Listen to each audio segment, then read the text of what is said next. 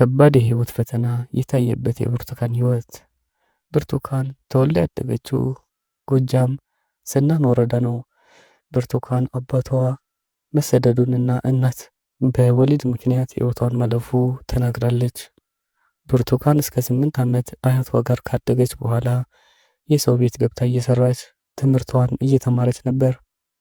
እስከ 8ኛ ክፍል ደረጃ ተማሪ በመሆን የተሸለመችው ብርቱካን ቤት ውስጥ ከምትሰራው ከባድ ስራ ጎን ለጎን ትምህርት ቀጥላ የ12ኛ ክፍል መልቀቂያ ፈተናን ወስዳ ዩኒቨርሲቲ በፋርማሲ ዲፓርትመንት ትምህርቷን ጀመረች። በዩኒቨርሲቲ 2ኛ ዓመት ተማሪ ሆነች።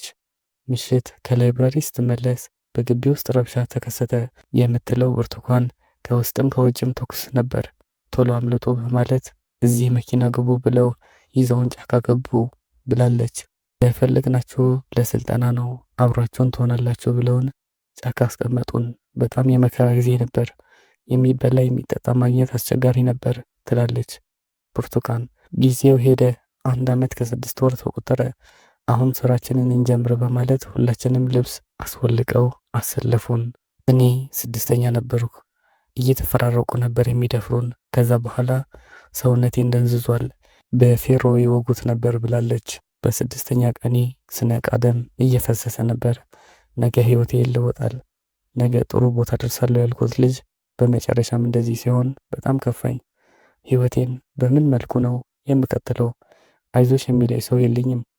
መጨረሻ ላይ ጎዳና ተዳዳሪ ነው የሆንኩት ብላለች። ከተደፈረች በኋላ በማርገዟ ልጅ ወልዳለች። እሷም ተማሚ ናት።